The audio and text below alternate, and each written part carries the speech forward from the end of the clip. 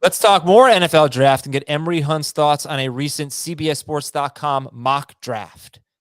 All right, here we go. We're recording this on Monday afternoon. Full disclosure, you're listening later on in the week. So we're going to look at a Monday mock draft from Ryan Wilson, and we're going to get some thoughts on the skill position players and where they end up. All right, first thing, at 8th overall, we got Garrett Wilson going to the Falcons. Emory, what do you think?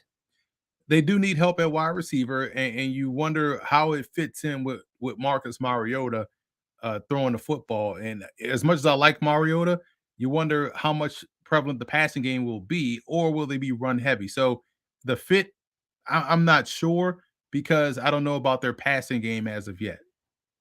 All right, so let's look at some other wide receivers going in the first round. You've got Drake London to the Texans. This is at 13th overall. Drake London to the Texans. We've got Jameson Williams to the Eagles.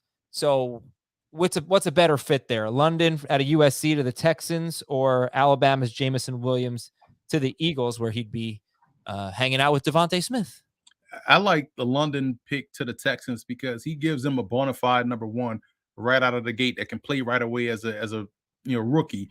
I'm not as high on Williams going to the Eagles. I'm not a big fan of redshirt picks unless it's a quarterback.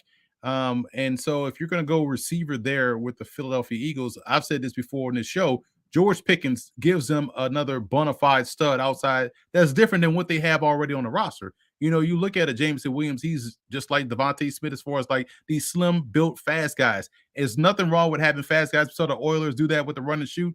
I'm all for it. We saw the Rams do it with their receiving core under the greatest show on turf. But for me, the Eagles need someone that's a different body type, and George Pickens gives them a bona fide stud on the opposite side of Devonta Smith.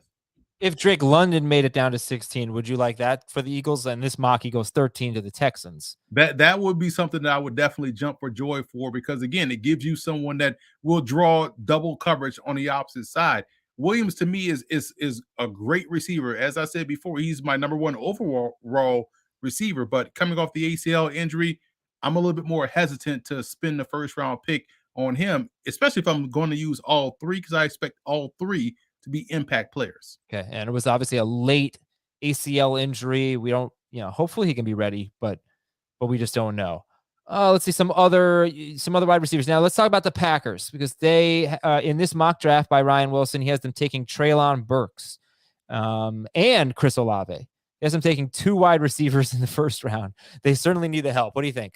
Yeah, they definitely need the help. So I don't mind them going double up on that position. Good job by Ryan Wilson. Burks just doesn't seem like a Packer fit to me. If you look at their receiving room, they love these long, slender, fast guys. So Burks definitely doesn't fit that. Olave could fit that.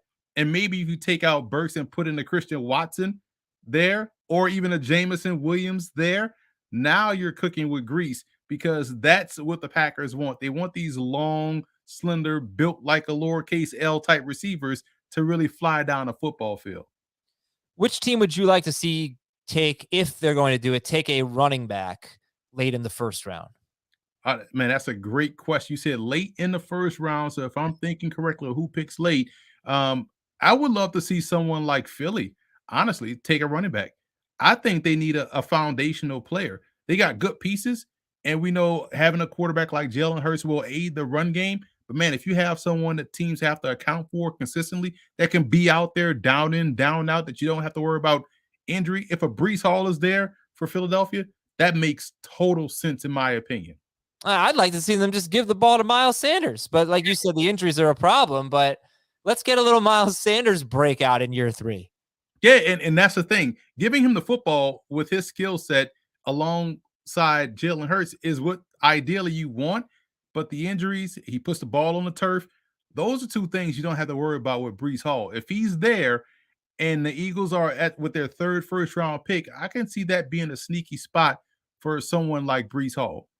Would actually be year 4 for Miles Sanders. Pardon me. All right. I know there were a few players that you wanted to talk about that we haven't really discussed in all of our episodes so far. So maybe some sleepers in that NFL draft. How about Conor Hayward, the fullback out of Michigan State? He came in as a tailback. He was a big guy, so he kind of moved the H-back / fullback.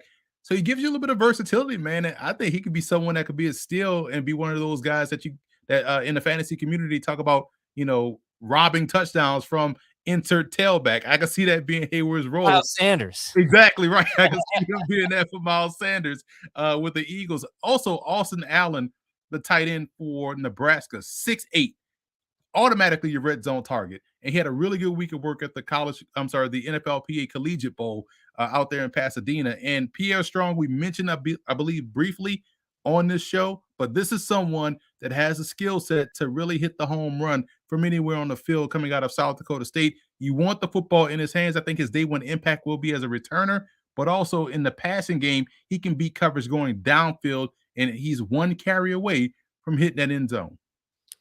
Who's going number 2 overall if Hutchinson goes number 1? Who's number 2? Because we're getting some changes on the draft boards lately. It better be Kayvon Thibodeaux, because as much as they talk about getting to the quarterback, he should go first. If as much as they talk about getting to the quarterback, get the pass rusher first, right? But if you're Detroit, I think you have to find a difference maker. And right now, Thibodeaux is getting underrated as a difference maker up front. He's someone that can really change the tide of what you want on defense. I would go Thibodeaux number 2 if he doesn't go number 1. Okay, yeah. As of right now, I mean, the mock drafts, the buzz is Thibodeaux is arguably the biggest faller, which is falling to 7, 8, something like that. But reminds me a little bit of Isaiah Simmons, a completely different player, but fell to where did he go, 8th or something like that to the Cardinals, where there was talk about him being much higher. But yeah, all right, you're still in on Thibodeaux. Okay, good to know. Good to know. Let's see where he goes. It's going to be one of the bigger storylines of the NFL draft. It's a long episode of Fantasy Football Today in 5. Thanks a lot to Emory Hunt for joining us. Follow him on Twitter at FBallGamePlan. I'm Adam Azer. Talk to you later, everybody. See ya.